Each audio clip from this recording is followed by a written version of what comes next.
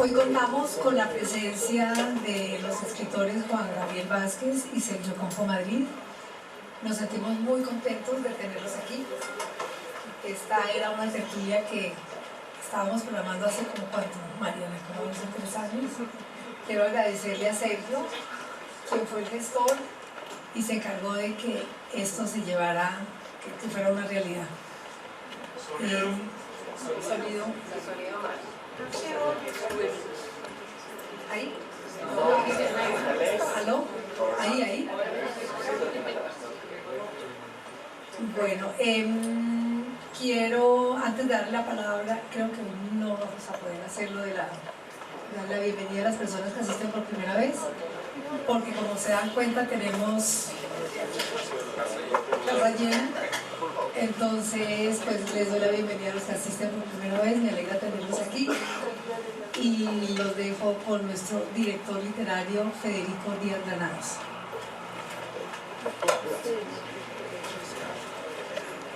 Pues la verdad que me da mucho pesar que no se haga la presentación, pero veo muchas caras nuevas y yo creo que vamos a darle gracias a lo que ustedes digan otra cosa.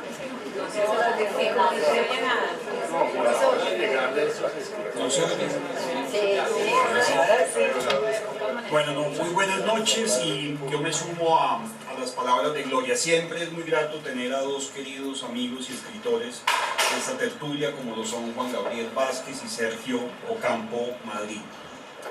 Esta tertulia va a cumplir 20 años. Empezó en esta misma sala con un poquito menos de gente. Empezaron aproximadamente unas 10 personas alrededor de la figura de Mario Rivero, quien el próximo jueves cumple 10 años de haber partido de esta dimensión. El poeta Mario Rivero, fundador de esta tertulia, junto con María Mercedes Carranza, Jaime García Mafla, Nicolás Suescún, para mencionar algunos. Y estábamos aquí unas muy pocas personas, así que ver esta cantidad de gente, nuevos amigos, y ver que 20 años después, pues la tertulia sigue siendo un referente, que en la próxima Feria Internacional del Libro vamos a presentar la 8ª versión del Premio Nacional de Poesía a Ópera Prima, obra inédita, que se convoca cada 2 años y que ese día, el 24 de abril a las 5 de la tarde, presentaremos las bases para el próximo año, pues simplemente ratifican lo que ha sido ese trabajo tan juicioso de Gloria Luz, tan generoso de convocar siempre, de que sea la conversación y la amistad la que se reúnan permanentemente. Hace 6 años estuvimos en el apartamento de Carlos, estuvimos igualmente con Juan Gabriel presentando las reputaciones para ese entonces. Y como siempre, pues es muy grato poder contar con esa voz, con la presencia y sobre todo con las reflexiones que siempre hay alrededor de su literatura. Y qué mejor interlocutor que nuestro querido amigo, narrador, columnista. Me leo sus columnas también con mucha atención, de Sergio Ocampo Madrid. Hoy quiero hacer unos saludos muy particulares a Oscar Rueda, miembro de la Junta Directiva, Sergio Cabrera, qué grato tenerte acá siempre y verte acá siempre, y muchos otros tantos amigos, Humberto Dorado, entre esos contertulios que nos han acompañado durante estos 20 años, y por supuesto esas caras amigas que veo y que sería imposible enumerar: Juan David Giraldo, como no, mi palindromista favorito, Andrés Mauricio Muñoz, también narrador y amigo. Así que bienvenidos, vamos a pasar un rato muy grato, y que esto sea, para los que vienen por primera vez, el preámbulo para que sigan asistiendo a esta tertulia, que sigue siendo un espacio, como les digo, desde aquí vemos una Bogotá diferente, no solamente por la altura, sino porque la literatura, la poesía, la narrativa y la amistad nos hacen ver esta ciudad de una manera distinta. Así que bienvenidos.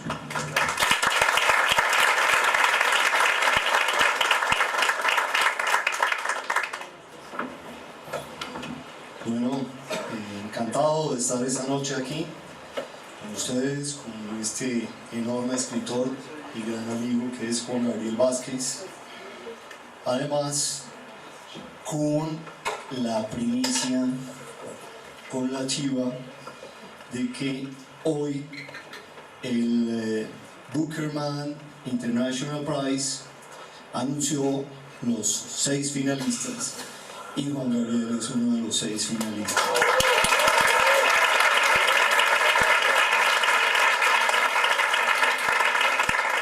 Entonces arrancamos con esa maravillosa noticia, esperamos en mayo podernos traer ese premio para Colombia. No va a ser fácil, Juan Gabriel, porque estás compitiendo con 5 mujeres. Quedaron 6 finalistas, 5 mujeres, un hombre, una cosa un poco exótica, de verdad. Es como el colegio otra vez. Ok, Juan Gabriel, contando tu obra, uno como escritor va perdiendo un poco la cuenta de cuántos son, porque hay antologías y unas nuevas reediciones, pero yo cuento entre 12 y 13. El número 13 me gusta mucho, entre otras. Hoy conté 13 y tengo la mayoría, entre otras, pero veo muy poco cuento en tu producción. Aparte de Los Amantes de Todos los Santos, que es de 2001,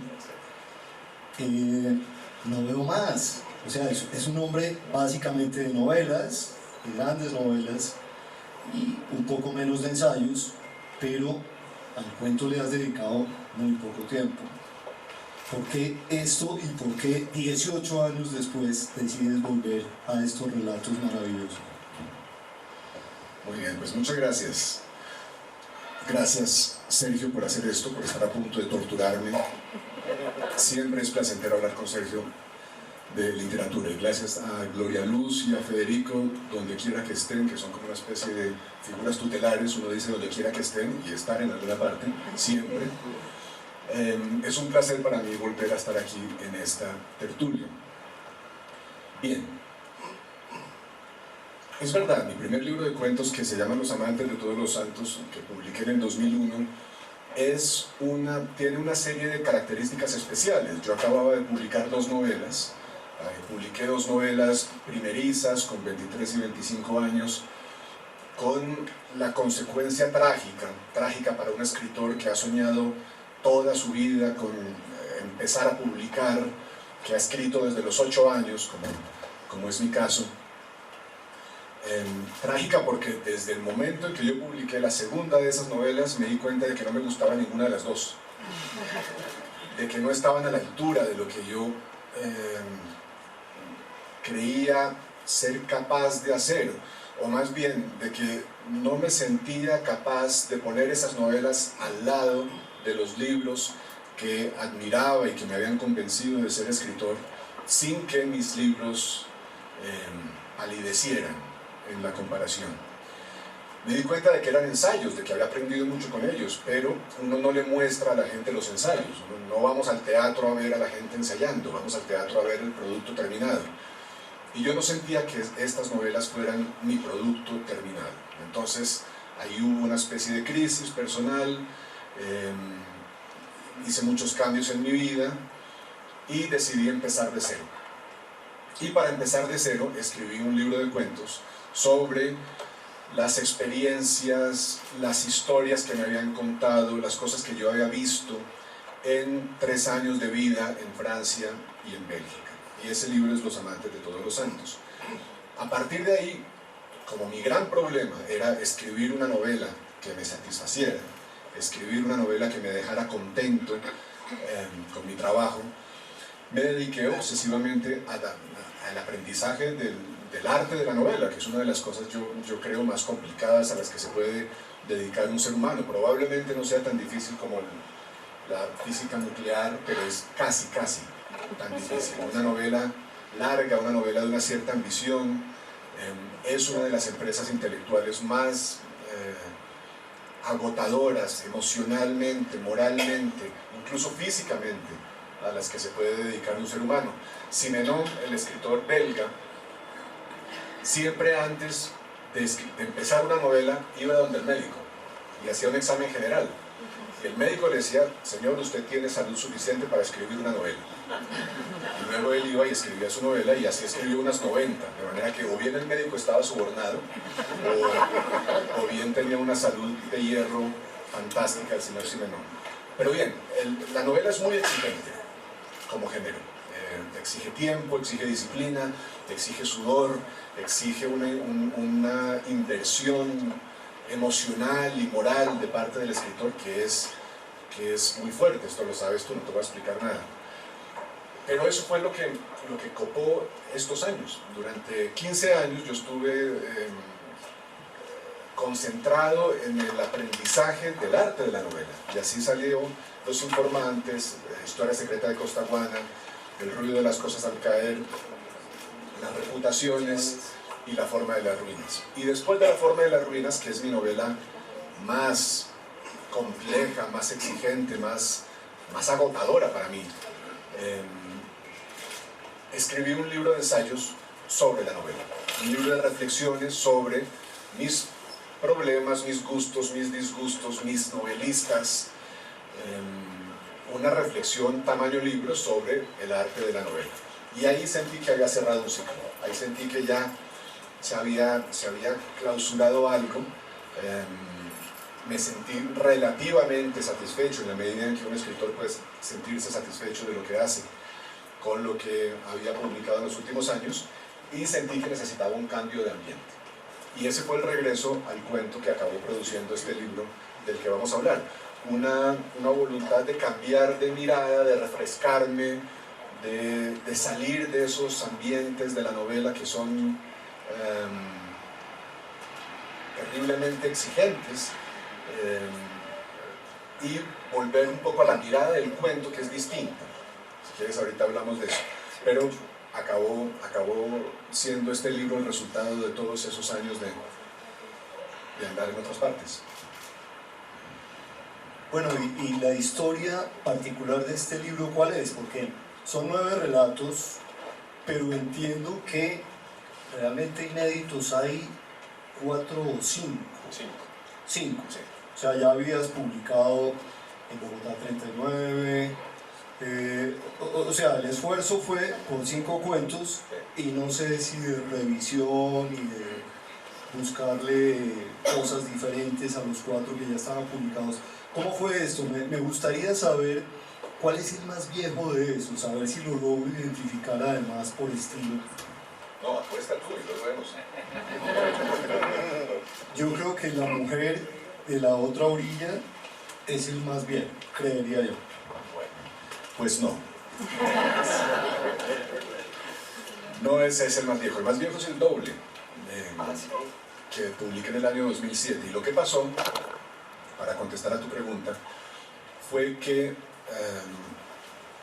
en el momento de tomar esta decisión, después del libro de ensayo sobre la novela, y de querer un poco refrescar la mirada, ir a otros lugares y escribir un libro de cuentos, entonces buscar investigar un poco en este género que a mí como lector siempre me ha gustado mucho. He sido siempre un lector de cuentos muy, muy dedicado, y los he estudiado, y los grandes cuentistas forman parte de mi santoral privado, tanto como los grandes novelistas. Estoy pensando en gente como Chekhov, o el James Joyce, que escribió Dublineses, que para mí es el mejor libro de cuentos de la lengua inglesa. Entre los vivos Alice Munro, que es una escritora canadiense que ganó el premio Nobel hace unos años, hace 4 años. Sin ni una sola novela. Sin ni una sola novela, que es una cosa muy, muy extraña. Bien, cuando tomé esta decisión me puse a revisar los cuentos que había escrito en los últimos 15 años, 12 años en realidad, desde El doble, que es desde el 2007, y encontré que había escrito por diversos encargos, por pasiones del momento, por curiosidades, o bien por mantener la mano caliente entre 2 novelas, había escrito una docena de cuentos. Y lo que hice fue escoger los 4 que fueran menos defectuosos, que toleraran la idea de que uno los publicara entre etapas. Y me di cuenta, y ahí vienen las maneras interesantes en que trabaja el subconsciente de un escritor, me di cuenta de que los 4 cuentos que había escogido compartían cosas, compartían obsesiones, compartían temáticas, e incluso compartían una técnica, que es la de confundir al autor con el narrador. Es decir, son 4 cuentos cuyo narrador coincide a grandes rasgos conmigo, con el autor. No sé si el narrador se menciona por su nombre en alguno de los cuentos, no lo recuerdo. No, En ninguno. Pero sus rasgos biográficos, los lugares donde está, incluso las cosas que le pasan y que son el origen del cuento, son cosas que me pasaron a mí, son lugares en donde yo viví en esos mismos años, de manera que la figura del narrador se confunde con la del autor y esos cuentos comparten esa técnica que hoy los profesores de literatura llaman autoficción y se considera muy novedosa, a pesar de que Cervantes ya la utilizó en 1605, ¿no? Cuando aparece en Don Quijote con su biografía y con su nombre, y dice que él se encontró unos papeles y que nos va a contar la historia de Don Quijote según aparece en esos papeles. Entonces, cogí esos 4 cuentos y escribí otros 5 que de maneras indirectas, poéticas, si se quiere, dialogaran con estos cuentos. Porque a mí siempre me ha parecido, no sé qué piensas tú, que los libros de cuentos que más me gustan, no sé qué piensas, Andrés Mauricio, que has practicado el cuento con tanta dedicación, pero a mí los libros de cuentos que más me gustan son los que tienen una cierta unidad. Rodrigo Fresán dice, un escritor argentino que es uno de los grandes escritores más o menos de mi generación, aunque es unos años mayor que yo, dice, hay libros con cuentos y hay libros de cuentos. Los libros de cuentos son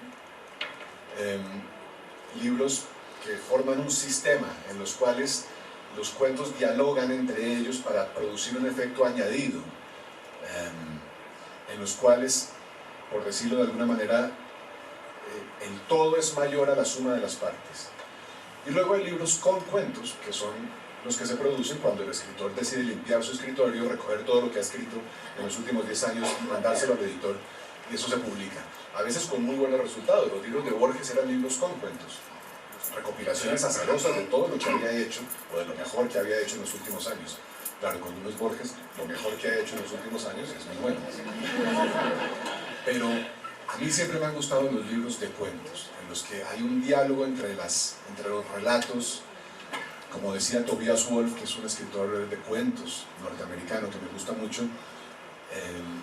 Hay libros de cuentos que son como novelas, en las que los personajes no se conocen entre sí. Y esto me parece a mí una definición fantástica de lo que a mí me gustaría que fuera un libro de cuentos. Los personajes de estos cuentos de Canciones para el Incendio no se conocen entre sí, hay uno que se repite, pero hay un diálogo entre los cuentos, y yo espero, ya me dirán ustedes si tienen el tiempo y la paciencia de leer el libro, yo espero que leer el libro en el orden que ha escogido el autor, produzca para el lector una sensación de unidad, de avanzar. Es casi como una novela que tiene un origen y una exposición y luego tiene un gran clímax al final. Ya se me olvidó para dónde iba. No, vas muy bien, vas muy bien. Pero, ¿está bien el sonido? ¿Sí? Ok. Bueno, no, justamente me permites introducir mi siguiente inquietud cuando terminé de leer este fantástico libro. Yo tomé la decisión de ser escritor hace como 14 años, 12, 13 años, y una de las cosas que más me atormentaba era que yo veo que los escritores tienen unas vidas muy turbulentas o les suceden unas cosas muy interesantes. En el caso de Juan Gabriel, turbulencia no hay por ningún lado, pero sí le suceden unas cosas excepcionales que salen narradas en este libro. Entonces, ya te me adelantaste un poquito porque hablaste de la autoficción, pero yo quiero saber hasta dónde hay autoficción y hasta dónde hay realmente unos acontecimientos excepcionales en tu vida, porque en este libro hay un escritor, muy a menudo aparece un escritor al que le pasan unas cosas excepcionales. Sale con una banda mexicana a hacer una crónica, o termina trabajando en una película de Roman Polanski como extra.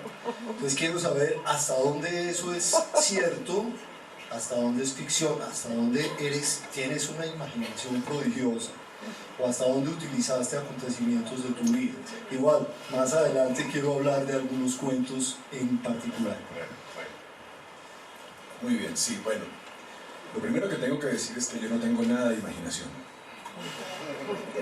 Es decir, las anécdotas de las que parten los cuentos, para mí una de las maravillas del género del cuento es que es capaz de capturar una emoción, una pequeña revelación sobre lo que somos como seres humanos, sobre lo que es quien lo escribe, que de otra manera se perdería. Son emociones, revelaciones tan pequeñas, tan frágiles, tan fugaces, que la novela no sería capaz de agarrarlas para fijarse en ellas. A la novela le gustan cosas más grandes o más duraderas en el tiempo. El cuento se ocupa de una pequeña revelación que generalmente dura muy poco, y es capaz, esta máquina que es el cuento, es capaz de capturarla.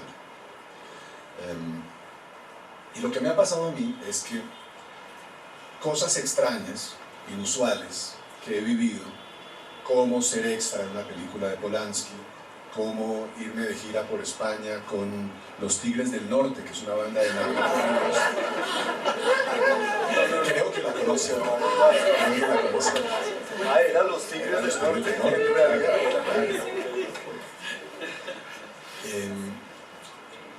En estos momentos que han sido anécdotas bonitas para contarle a los nietos, a mí me han sucedido cosas especiales.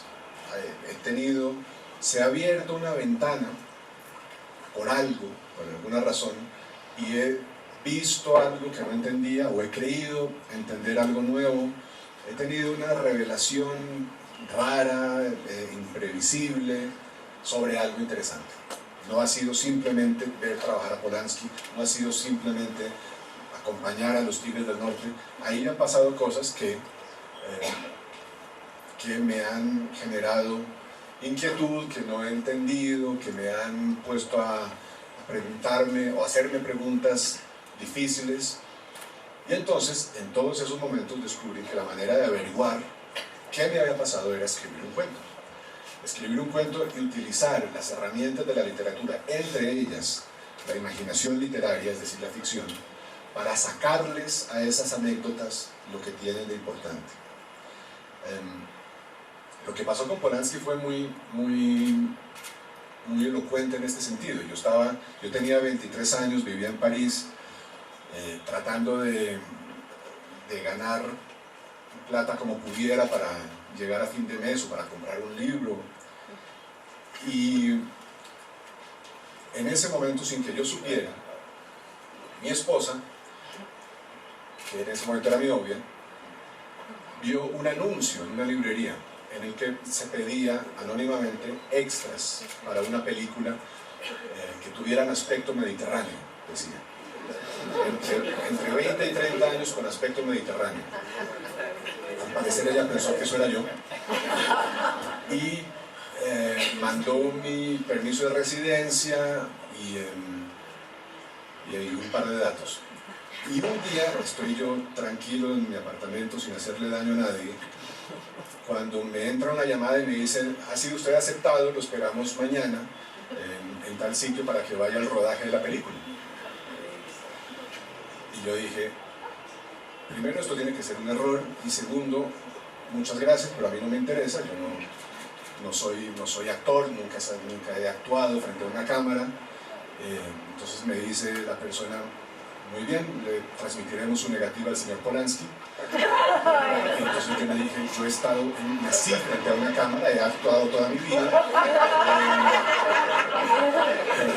agradezco mucho.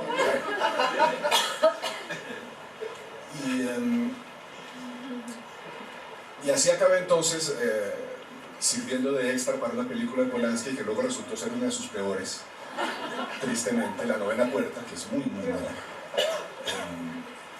Pero esa experiencia de ver a este hombre trabajar durante todo el día, que para mí solo debía ser pues, el momento en que un joven admirado ve trabajar a uno de sus maestros, para mí se convirtió en otra cosa.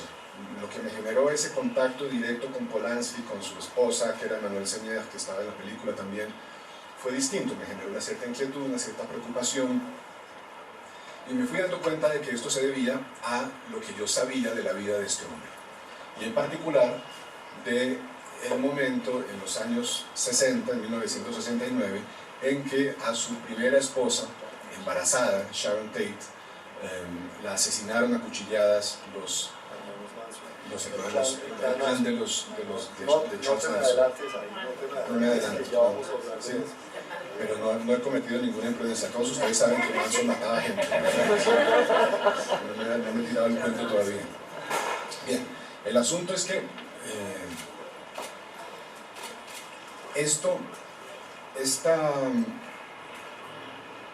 inquietud que me generó lo que tenía que ser simplemente un día fantástico en el que yo iba a poder contarles a mis nietos que había trabajado con Roman Polanski, ahí está el origen del cuento. Entonces hasta ahí todo es verdad, pero lo que hice fue utilizar la imaginación literaria para sacarle a esa anécdota lo que tenía de profundo, para tratar de averiguar por qué yo me había sentido tan inquieto, tan incómodo con esas horas compartidas con Polanski. Así funciona la cosa. Bueno, no, eso me está suscitando un montón de inquietudes que no había previsto. Primero, no sabía que fueran los Tigres del Norte, y yo me quedé con lo que dice el cuento, que son los hermanos Márquez. Pero es que para un sector de la población colombiana, los Tigres del Norte son una gran referencia. En algún momento pensé que eran inventados por ti, los hermanos Márquez. Lo otro es que La novena puerta no me parece tan mala, la película con Johnny Depp, y la voy a volver a ver porque quiero ver en qué momento apareces tú. ¿Te ve uno en algún momento? Bueno, entonces, eso necesita una explicación también.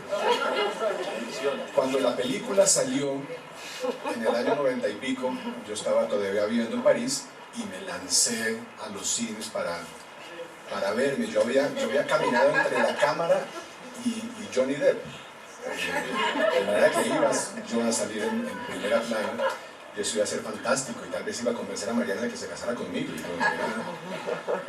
y no salí. Cortaron la escena en la que yo salía, nunca me vi. Fue una experiencia tremendamente dolorosa, ¿no? Para mí. Me traumatizó y todas esas cosas. Pero hace unos meses, hace 3 meses, pasaron la película otra vez por DirecTV. Y entonces nos sentamos muy disciplinados a verla otra vez. Ahora con una herramienta que uno no tenía en el cine en el año 90 y tantos, que es el cuadro por cuadro. Y entonces en la escena de la que me habían eliminado, empezamos a pasar cuadro por cuadro, y de repente los dos pegamos un grito porque habíamos reconocido una espalda en la era una espalda que ustedes no se imaginan. Y entonces le tomamos una foto a la espalda, y eso es parte de la herencia que dejaremos a nuestras hijas. Una espalda como para un Oscar, más o menos. Una espalda mediterránea, además, ¿no? A mí me llamó mucho la atención en el cuento de esto de gente de aspecto mediterráneo. ¿Cómo es eso, Juan? Sí, pues que nos los expliquen los fenicios, ¿no? Yo no sé a qué se referían, pero entiendo que la escena que se quería filmar es una escena de aeropuerto en el que Johnny Depp está tomando un vuelo de Madrid a alguna parte, no me acuerdo dónde. a un pueblo de España. Tal vez, sí. Yo no me acuerdo. Yo recuerdo que lo que hicieron los productores de la película fue transformar el aeropuerto Charles de Gaulle en una parte deshabitada, una parte que no estaba en uso, con letreros en español, de manera que se suponía que este era un aeropuerto español. Entonces, por eso querían gente mediterránea, y aparte de eso no me echas la culpa de nada.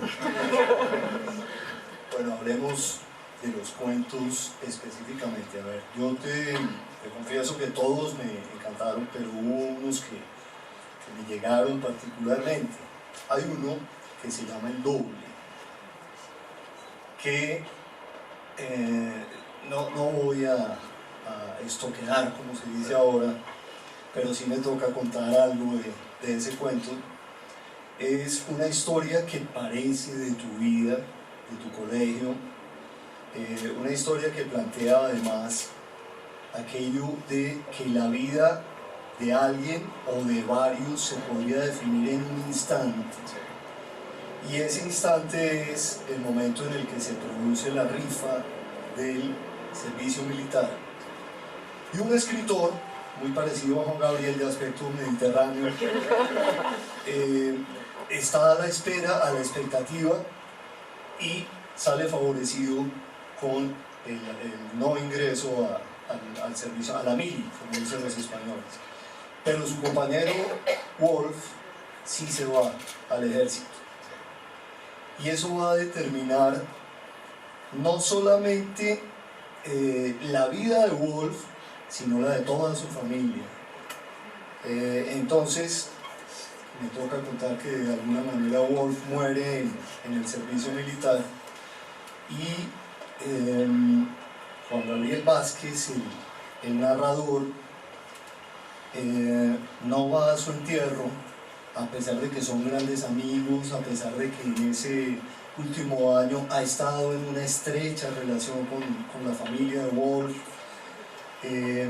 Inclusive lo van a esperar cuando viene el bus de Tolemaida a traerlo. Son grandes amigos, pero deciden no ir, y esto le genera al padre de Wolf una tremenda rabia, y termina en un fenómeno rarísimo de apareamiento psicológico, sintiendo que si no hubiera sido por ese sorteo, su hijo estaría vivo, pero de alguna manera asume una nueva paternidad. ¿Cómo es este cuento? Yo sí necesito saber si ocurrió en la vida real.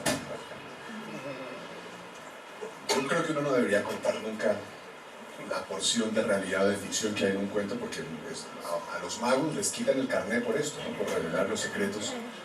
Pero como estamos aquí entre amigos y en este grado de intimidad, cuando estoy hablando aquí con Federico no nos pusieron velitas aquí, entonces esto a mí me da una sensación de intimidad, de que puedo contar secretos y todo eso.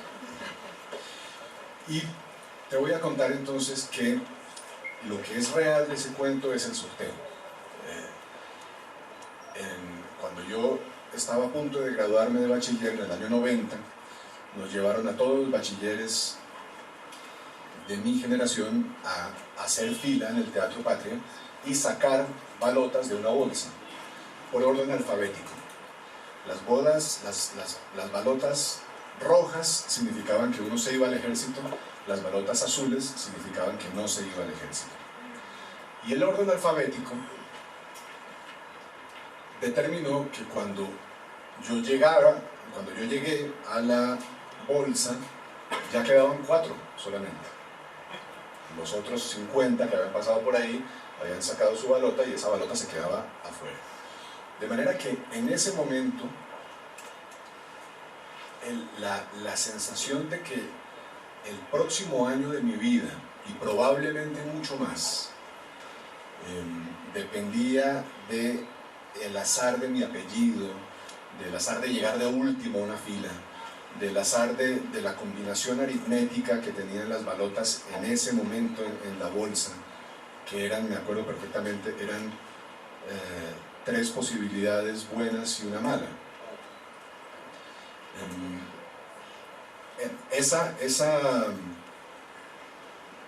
Ese papel del azar, de la casualidad en nuestras vidas, a mí siempre me ha interesado. El ruido de las cosas al caer tiene un poco de eso, habla un poco de eso, pero esta memoria es una especie de metáfora perfecta de esto. Entonces, en algún momento me surgió, maduré la idea de tratar de utilizar el cuento, de utilizar un cuento para responder a las preguntas que esta situación me había generado, a las preocupaciones, para explorar esa figura que es la figura del azar, de la vida que es impredecible, y a partir de ahí entonces todo es ficción. Es ficción el cadete Wolf, es ficción su padre, es ficción lo que pasa. Esto lo digo además para que nadie me vaya a demandar después, ¿no? Pero es en gran medida ficción, ¿sí? Es una exploración con las herramientas de la imaginación literaria y de la creación literaria de una situación real. Y esa exploración quiere extraer de esa situación, como decía antes, su significado más profundo y tratar de contar algo que para ustedes sea significativo, que para ustedes sea importante, que a ustedes les resulte iluminador de alguna manera. Y eso es lo que pasa con ese cuento. Bueno, hay otro cuento que se llama Las malas noticias, en el cual un escritor en París, en el Mundial del 98, en un bar, en cualquier lugar de París, cerca de Hotel creo que era el bar, se encuentra con alguien en el partido Estados Unidos-Irán, que pierde Estados Unidos, y este personaje simplemente dice, muy merecido, es un gringo, empiezan a conversar, y ahí el narrador, que es este escritor que se parece tanto a Juan Gabriel, dice, carajo, ¿por qué me terminan contando tantas cosas de tanta intimidad a mí? Y le cuento una historia fantástica, una historia que involucra aérea que tienen los gringos en España, cerca de Málaga, en el pueblo de Rota. Y ese escritor termina yendo a Rota, inclusive, termina yendo a la base militar y buscando a los personajes. Yo tiendo a creer que eso tiene que haber sucedido. Sucedido en buena parte, sí. Claro, si ustedes quieren comprar el libro después de todos los secretos que Sergio ha revelado, yo creo que les vamos a hacer un descuento, porque No he revelado nada en el fondo. vamos a revelar nada. He abierto el apetito, me parece. Exacto. Ah, pues tienen que pagar más. No, es verdad, no has hecho nada ilegítimo desde el punto de vista de la literatura. Yo visité esa base. Visité la base militar de Rota, que tiene Estados Unidos en el sur de España, y me pareció el lugar más fascinante del mundo. Era un complejo probablemente del mismo tamaño que el pueblo que la acogía, incluso un poco más grande, y que parecía vivir fuera del tiempo, y fuera además del espacio que era España. Uno pasaba, era como pasar una frontera a una realidad alterna en la que ya no se hablaba español andaluz, sino se hablaba un perfecto inglés americano, y en el que ahora había bares con máquinas de monedas, máquinas tragamonedas, y todo lo que se ofrecía era hamburguesas y perros calientes y Coca-Cola de varios sabores, y había una pantalla para que se proyectaran al aire libre todas las películas que tardarían 2 meses más en llegar a Europa. Era una realidad alterna norteamericana metida ahí en España. Yo fui porque conocí por diversos azares a una persona que podría meterme en la base, y lo que hice fue pedirle que me metieran en la base, y me contó historias y me permitió una entrada al hangar donde tenían los helicópteros, y todo eso para mi imaginación fue terriblemente excitante, y a partir de ahí empecé a pensar, que es lo que siempre me sucede, cómo aprovecharlo, ¿no? ¿Qué preguntas hacer sobre estas personas que viven ahí, sobre estos pilotos cuyas historias yo había oído a lo largo de todo un día?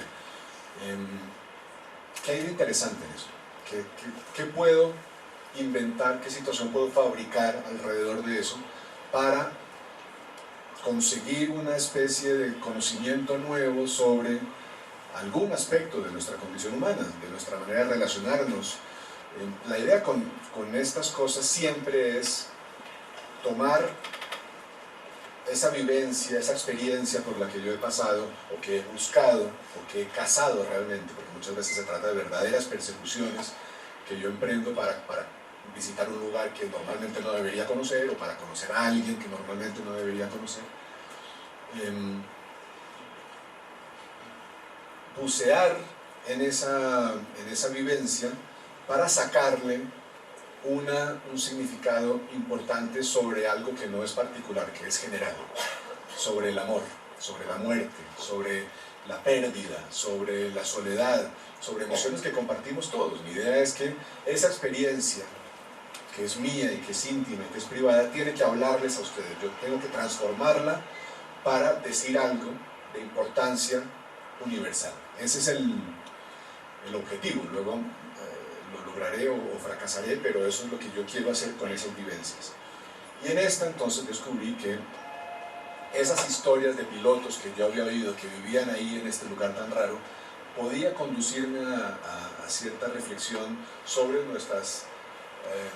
sobre cierta presencia del amor en nuestras vidas. Y eso es lo que cuenta, eso es lo que trata de contar el cuento, que por otra parte es uno de los que yo prefiero, es uno de los que más me gustan. Sí. Bueno, hablemos de otro de los que más me gustan a mí y que sé que comparto con Andrés Mauricio, que es un gran cuentista colombiano también, que se llama Las Ranas. Juan Gabriel es muy amigo de la voz en primera persona. Me parece que te gusta en particular, que te sientes más cómodo quizás narrando en esa voz en primera persona. Y en este justamente no veo primera persona por ningún lado. Sí. No. Es un cuento que habla sobre una reunión de veteranos de Corea, de la guerra de Corea, veteranos colombianos. Esa es otra característica que me gusta muchísimo de Juan Gabriel, y es esa combinación maravillosa y solvente entre moverse en París y Bruselas, Londres y Barcelona, y los temas del cementerio de Circasia, Quindío. Esto es una reunión de veteranos de la guerra de Corea, en la cual hay un par de secretos. Hay un par de secretos que no sabemos si se revelarán al final. Yo creo que de verdad lo que he intentado es abrir el apetito de los lectores con algunos pequeños señuelos. Aquí entonces estos veteranos se van a reunir, y dos personajes van a marcar toda la atención del cuento.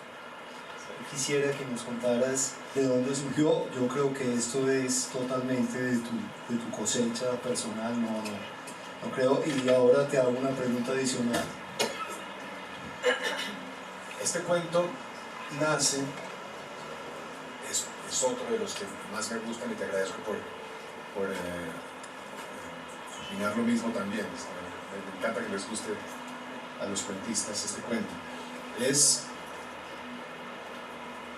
la historia de un hombre y una mujer que se encuentran los dos con un secreto. Se encuentran en una reunión de veteranos de la guerra de Corea. Los dos tienen un secreto, y el cuento es el desarrollo de esa situación de tensión. El cuento, para mí, nace con el secreto de él.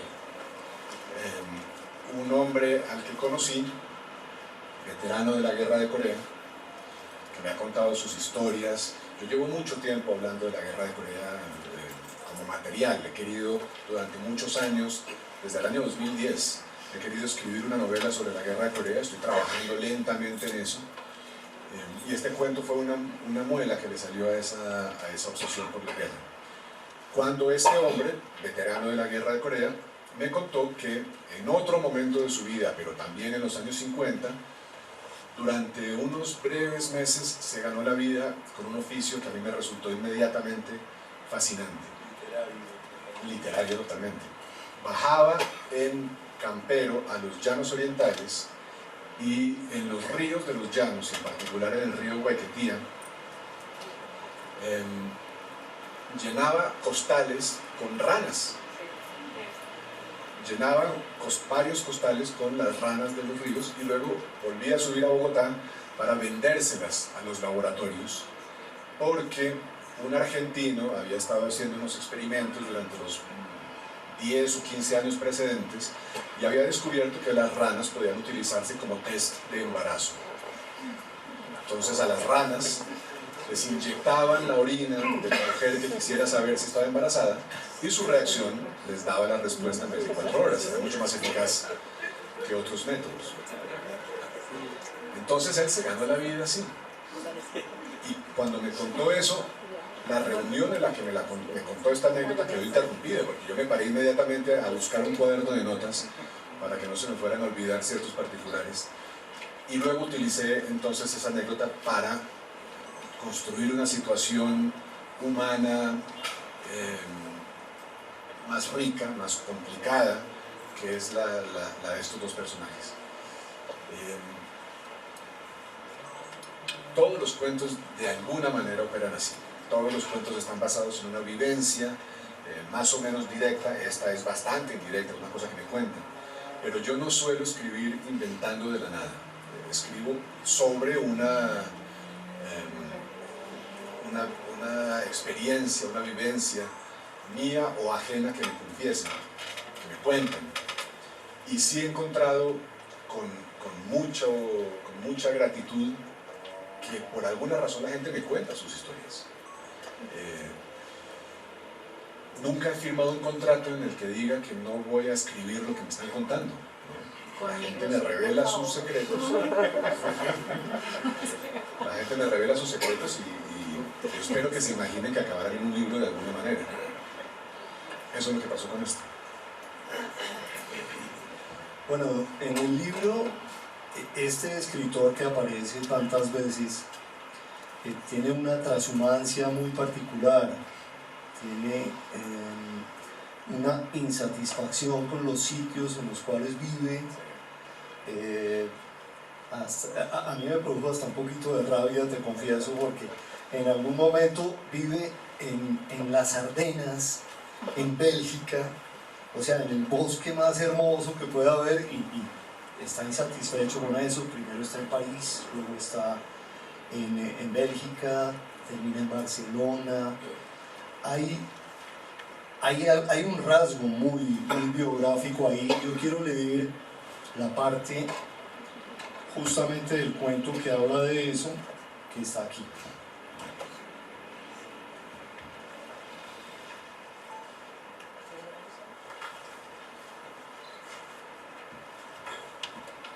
Dice así: en esos días mi vida en París ya había comenzado a deteriorarse y la ciudad a convertirse en una criatura hostil.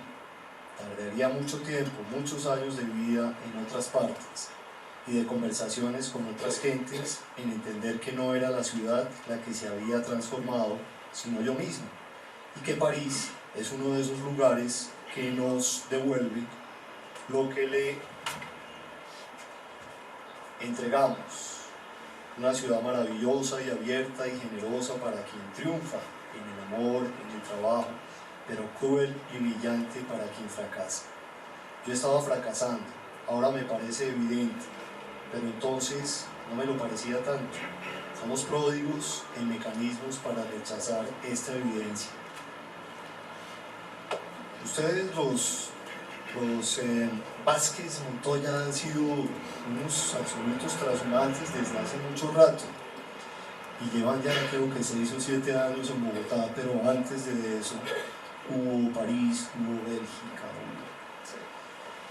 Este rasgo me parece que marca el libro muchísimo. Sí. Es verdad, y es además un rasgo que marca mis cuentos, pero no mis novelas.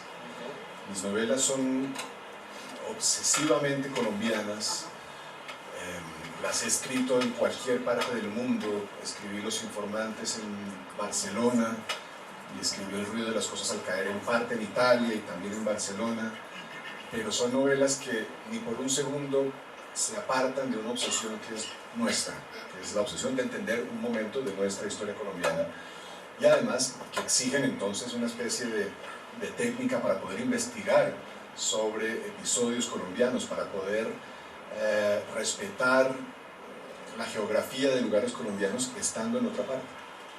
Los cuentos, en cambio, por alguna razón, permiten más que esa transhumancia entre en ellos, tal vez porque están construidos con vivencias y con experiencias que tienen mucho que ver con ese afán de moverse que siempre hemos tenido.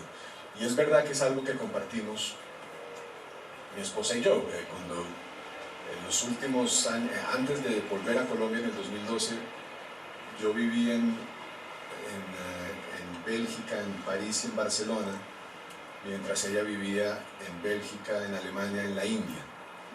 Y esa voluntad de siempre estarnos moviendo, de siempre tener curiosidad por qué está pasando en otra parte, es algo que nos ha acompañado. De hecho, desde que llegamos a Colombia ya hemos salido un par de veces durante varios meses, por una especie de incapacidad de quedarnos en el mismo sitio. Eso, por alguna razón, los cuentos lo admiten. Los cuentos son un género transhumante, ¿no? A Cortázar le reclamaban constantemente que no escribiera cuentos sobre argentinos, que escribiera cuentos sobre gente de París, y a Borges, que escribió fantásticos cuentos sobre la vida argentina, sobre rasgos argentinos, también le reclamaban cuando no lo hacía, ¿no? Y lo llamaban apátrida y todas estas cosas. Entonces, no sé qué tiene el género que admite de alguna manera que uno lo utilice para explorar vivencias que no están ligadas a las obsesiones nacionales, por decirlo así. Para mí escribir sobre Colombia siempre fue una urgencia, una necesidad tan dura, tan dramática, que durante muchos años esa fue la razón de que yo no escribiera sobre Colombia, que no sentía que entendiera la historia colombiana, la realidad colombiana. Si hay un espíritu colombiano, no sentía que yo lo entendiera y por lo tanto no sentía que tuviera derecho o autoridad moral para escribir sobre Colombia. En esas circunstancias escribí el libro de cuentos de Los Amantes de Todos los Santos, que sucede en Francia y en México. Y después de eso, una serie de revelaciones, escritores que descubrí, probablemente una cierta comprensión del mundo que uno va teniendo conforme se va haciendo mayor, me enseñó que no entender mi país era la mejor razón para escribir sobre él. Que la escritura es una herramienta para entender lo que no se entiende, no para explicarles a los demás lo que uno ya ha entendido. Y cuando acepté eso, cuando acepté que la escritura de novelas en particular era una manera de investigar en cosas que no entendía o que ignoraba, episodios históricos, lugares del alma humana que para mí eran oscuros o inexplorados, ahí empecé a escribir las novelas sobre Colombia y ya no volví a salir de mi país en las novelas. Pero los cuentos hacen otra cosa. Los cuentos no están ligados a esa obsesión de investigar en los secretos que nos unen a todos, sino probablemente porque los cuentos son más individuales, más íntimos, tratan de explorar emociones muy privadas, no tanto las emociones colectivas que exploran mis novelas. Probablemente es por eso que admiten más que yo explore con ellos esos momentos, esas vivencias que me han ocurrido estando fuera, estando en otras partes. Sí. Bueno, hablemos del cuento que le da el título al libro, de Canciones para el Incendio. Es un cuento muy complejo. Sí. Es un cuento que podría ser una novela y al que seguramente le podrías haber apostado para hacer una novela. Es un cuento que mezcla Primera Guerra Mundial con cementerio libre de Circasia, con un personaje que es una mujer transgresora en la primera mitad del siglo XX en Colombia, una mujer que se mete a los cafés a hablar con los hombres. Es un cuento muy ambicioso además, pero tiene un recurso fascinante que inicia y cierra con ese recurso, y es el de un libro, un hipotético libro. Al principio está un escritor con aspecto mediterráneo investigando para una novela en la biblioteca Luis Ángel Arango, novela que ahora está nominada al Booker Man, y se encuentra con por aquellos avatares del internet y de los algoritmos, le termina llegando un libro que escribió Rafael Uribe. Yo no sabía que ese libro existiera, y veo por la foto final del libro que sí existe. Un libro sobre galicismos, un libro de gramática. Y luego encontraremos otro libro escrito por un poeta de apellido León, Gustavo Adolfo de León. ¿Por qué no quisiste hacer una novela ahí? Porque es una novela perfecta para Juan Gabriel Vázquez. Caramba, sí. Es verdad, el material de este cuento, que es el último, que se llama Canciones para el Incendio, podría haber dado para una novela, yo creo que incluso para dos. Pero había una especie de instinto que me pedía concentrar el material, que me decía que escribir una novela con esto probablemente no saldría mal, pero perdería algo se perdería en la difuminación de los materiales, una cierta concentración en las emociones que el cuento trata de explorar. Cuenta la historia, como dice Sergio, de una mujer que en los años 40, finales de los 40, principios de los 50, quiere hacerse periodista y decide perseguir ese destino en un país, en una ciudad que no lo admitía, ¿no? Las mujeres no eran periodistas en esa época. Las mujeres no entraban a los cafés para hablar de poesía con León de Grave o con quien fuera. Esto era raro, no estaba bien visto. El personaje toma prestadas dos anécdotas de una periodista colombiana real, Emilia Pardo Umaña, que fue un personaje muy importante, muy transgresor también en la Colombia de los años 50. Y yo encontré que el cuento me permitía contar muchas historias al mismo tiempo. Contar la historia de esta mujer, contar la historia de un soldado colombiano que va a morir a la Primera Guerra Mundial, que está basado en uno que efectivamente hizo eso. Y otras historias distintas que se sugieren en el cuento y que con una construcción muy difícil de encontrar para mí, muy complicada, pero espero no difícil de leer para ustedes los lectores, podría dar un resultado muy satisfactorio.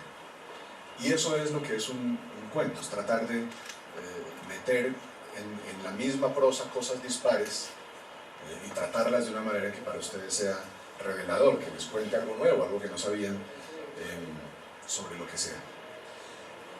Para mí fue muy satisfactorio escribirlo porque me sentí violando todas las reglas del cuento que yo conocía hasta ese momento y que había seguido como si alguien me fuera a castigar si no lo hacía durante la escritura del primero. Mi primer libro de cuentos lo escribí sintiendo que los grandes maestros de esa forma, de la forma del cuento realista que viene de Chekhov, que pasa por Joyce, que tiene a Hemingway ahí, que tiene a maestros de las últimas décadas como Raymond Carver en Estados Unidos, o como Alice Munro, que todavía está viva. Ese tipo de cuentos es lo que yo quería hacer en el primer libro, y seguía a rajatabla las reglas de esta forma. En este libro pensé 15 años de leer y estudiar el cuento como género me permitían un poco romper las reglas. Y decidí en este en particular hacer una cantidad de cosas que son desaconsejables completamente en la práctica del género del cuento. Contar más de una historia, por ejemplo, más de una historia principal, tener una paleta de personajes muy grande, dejar que el autor se inmiscuya para comentar lo que está sucediendo, jugar con los grandes conflictos, mientras que uno de los grandes maestros del cuento realista, Frank O'Connor, decía que toda la gracia del cuento es que los personajes viven al margen de la sociedad, al margen de los movimientos históricos, al margen de las grandes situaciones sociales. Y yo quería meter el 9 de abril, la violencia colombiana de los años 50, la Primera Guerra Mundial, nada más y nada menos. De manera que tratar de meter en 50 páginas, que es lo que tiene el cuento más o menos, una cantidad de cosas dispares y tratar de doblar las reglas del género para que me cupieran fue una experiencia fascinante. Y siempre escribí el cuento con una especie de figura aquí sobre mi hombro que me decía, esto podría ser una novela. Y yo hice oídos sordos. Defendí la pureza del cuento, defendí lo que el cuento puede hacer. Porque claro, una de las cosas crueles para este género, para el género del cuento, es que los escritores siempre lo están negando. Porque no sé si ustedes lo saben, probablemente lo saben, porque ustedes son lectores y compradores de libros, pero los libros de cuentos se venden menos, tienen menos resonancia, tienen menos presencia. Cuando un escritor llega con un libro de cuentos a su editorial, le hacen una cara de infinita paciencia y le dicen, publicamos esto porque eres tú, pero tráenos la novela, por favor, lo antes posible. Entonces uno siempre tiene una especie de fantasma que flota ahí diciendo, haz una novela. Y yo pensé que el triste destino de este pobre género maravilloso que nos ha dado una de las grandes obras maestras de la lengua española del siglo XX, como el Aleph de Borges, o el Sur de Borges, o La siesta del martes de García Márquez, o El infierno tan temido de Juan Carlos Onetti.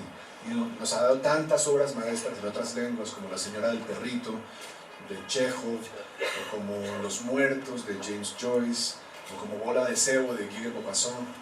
Estas son obras maestras que han cambiado la literatura. De manera que este género se merece que uno lo defienda de vez en cuando. Que uno le diga a la voz que le está pidiendo hacer una novela con ese material, que uno le diga, no, voy a hacer un cuento. Y eso fue lo que pasó. El resultado es ese último. Una de las cosas que más me gusta de la tertulia literaria es que siempre hay preguntas muy inteligentes, comentarios muy inteligentes. Entonces voy a preguntarte la última inquietud que me suscitó el libro, que además me hizo sentir muy identificado porque yo creo en los cuentos tristes, como Monterroso, y este libro tiene un aliento triste, un aliento trágico, hay una presencia de la violencia a lo largo de los cuentos, a veces terrible y contundente, como en el caso de Aeropuerto, en el cual se recrea el asesinato de Sharon Tate, la mujer de Polanski, y los invitados que tenía en su casa esa noche. En el caso de Canciones para el incendio, que terminamos hablando de la violencia en los campos colombianos de la primera mitad del siglo XX. En el caso de Los muchachos, en el que hablas de la muerte de Galán, pues sin mencionar a Galán, de los asesinatos de magistrados, pero también hay una violencia muy sutil en El doble, también hay una violencia muy sutil en el cuento en el primero, en el de la mujer en la otra orilla, en el de, se me fue en este momento, el de Wolf, el doble. Ok, hay una apuesta por los finales abiertos, los finales tristes. Yo me siento completamente identificado con eso. ¿Es una apuesta de verdad? ¿Es exprofeso? o simplemente los cuentos resultaron así? Bueno, yo creo que es un resultado de las cosas que a mí me interesan, que vienen generalmente con esas emociones, con la exploración de emociones que son difíciles para nosotros, que son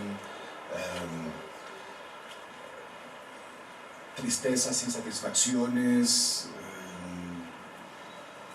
Los momentos duros son los que para mí exigen que uno los trate en literatura. De los momentos felices generalmente no sale nada bueno en literatura.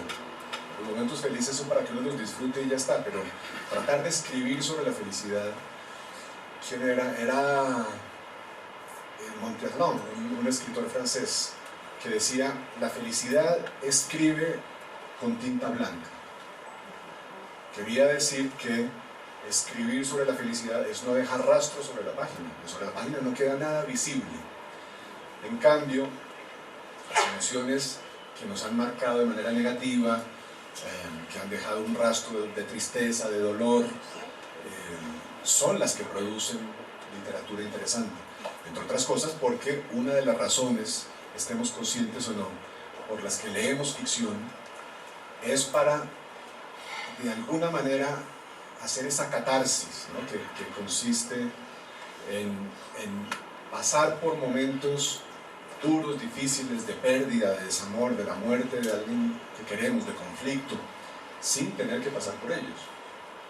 Y ahí se da entonces ese fenómeno rarísimo que han analizado los psicólogos y los filósofos, que es que la gente que lee ficción, curiosamente, está mucho más preparada para momentos difíciles que la gente que no lee ficción.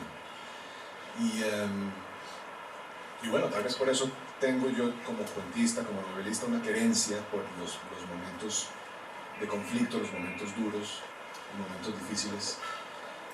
Sí, esto es lo que a mí me interesa. También como a Monterroso, que citabas tú. Augusto Monterroso, un escritor guatemalteco, hizo una gran antología que se llama Antología del Cuento Triste, con su esposa Bárbara Jacobs. Y ahí hay algunas de las obras maestras del género en los últimos 100 o 150 años. Eso es lo que me interesa a mí también. Sí, porque nada más difícil que un final feliz. Nada más verosímil que un final feliz. Sí. Bueno, hagamos entonces una ronda de preguntas. Solo ver todo lo que hoy coincide alrededor de su obra, nominada, y nos la vamos a ganar en los 6 finales de el 9 de abril, los dos magnicidios grandes que usted rescata de Uribe y de Gaitán, que de no haber sucedido seguramente se podría escribir menos tristezas de las que recoge su obra. Y de uno de estos líderes, Gaitán, el mejor imitador de su oratoria fue su profesor de oratoria en el claustro del Colegio Mayor del Rosario, Pacho Herrera, un gran jurista que deja viuda en la tristeza a otra gran jurista, hoy juez de la corte. Usted en alguna parte ha hecho insumos de esa oratoria que aprendió. ¿Por qué le interesó estudiarla en el Rosario? Bueno, esto es... sí. La pregunta, para quienes no la oyeron, tiene que ver con el 9 de abril, que es una de mis obsesiones, y la presencia en mi percepción del 9 de abril de un hombre fantástico que se llamaba Francisco Herrera, que fue mi profesor, o más bien fue profesor de filosofía del derecho en mi universidad cuando yo estudiaba derecho ahí, con mucho sufrimiento y ganas de irme a otra parte. Francisco Herrera, profesor de filosofía del derecho, tenía un hobby que era la oratoria. Había estudiado la oratoria, era un imitador fantástico, podía dar un discurso con la voz exacta de Belisario Betancourt, o de Alfonso López Michelsen, o de Jorge Eliezer Gaitán.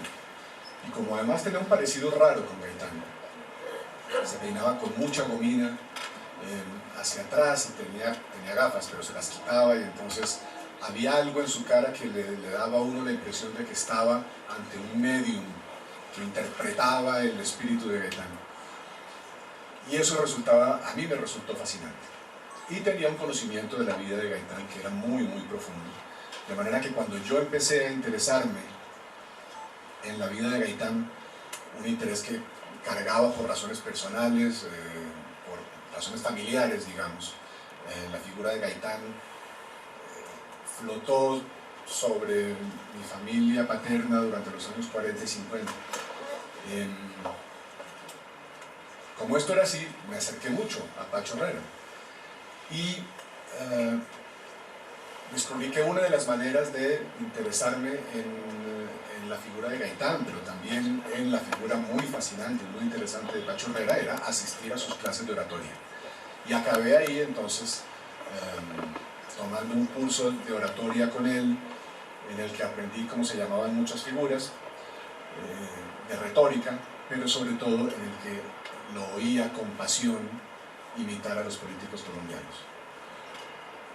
Esa semilla sobre el 9 de abril que quedó sembrada con mi relación con Pacho Herrera es uno de los lugares, digamos, donde nace La forma de las ruinas, que es esta novela que publiqué hace unos años sobre el asesinato de Gaitán y sobre el asesinato de Uribe.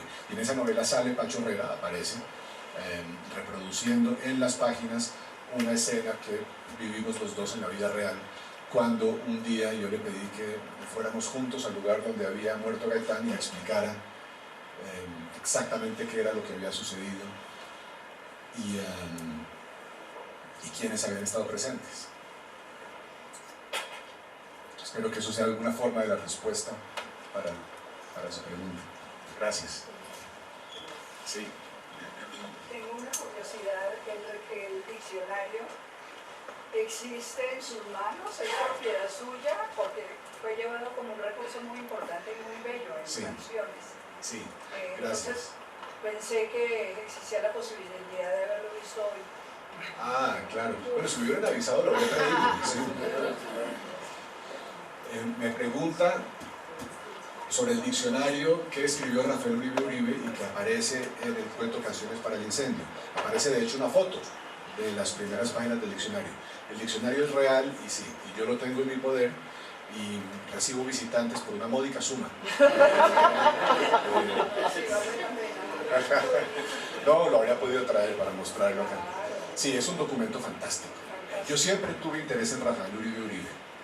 Y la anécdota de que lo llamaron de Argentina, le contaron todo lo alrededor del diccionario, eso sí es verdad, ¿no? No lo voy a decir. Eso sí es verdad. Se acerca mucho a la verdad, sí.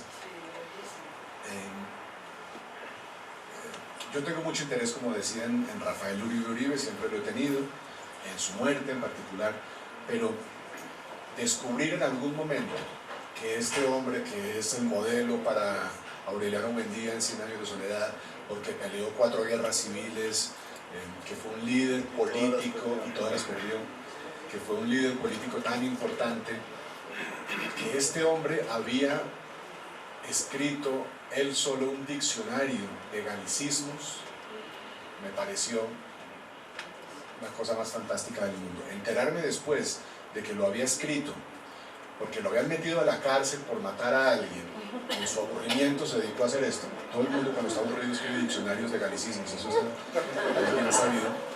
Eso me pareció extraordinario. Era un hombre muy interesante.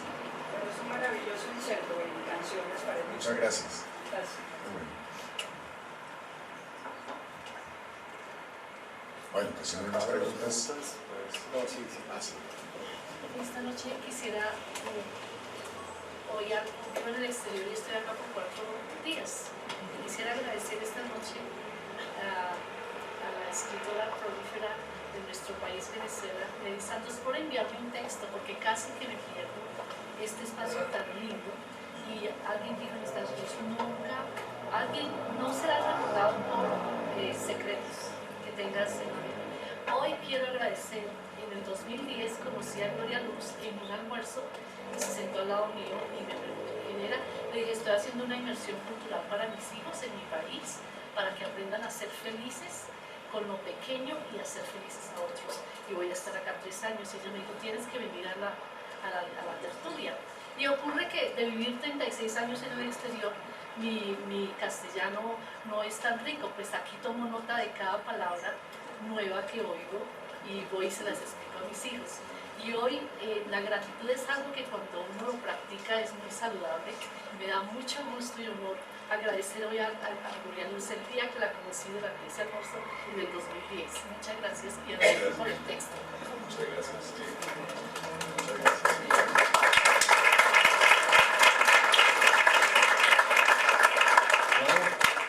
Juan Gabriel, gracias por haber escrito este libro. Gracias a ustedes por acompañarnos esta noche en esta charla tan maravillosa. ¿Sí? Vamos a tener a la escritora Diana el 6 de mayo. El 6 de mayo. El señor embajador de la izquierda, ¿no? ¿Quién hace el anuncio? Los invitamos el 6 de mayo a la tertulia. Tenemos una escritora, la escritora Diana Benítez de Argentina, que viene para la Feria del Libro. Entonces están invitados, Ok. vamos a tener el privilegio de tenerla aquí. 6 de mayo entonces nos volvemos a ver aquí. Por ahora, Juan Gabriel, de verdad, señoras, señores, vale la pena tener ese libro en la mesa de noche. Vale la pena dejarse acompañar por estos cuentos fantásticos unos días. Entonces, Juan Gabriel, vamos a firmar libros.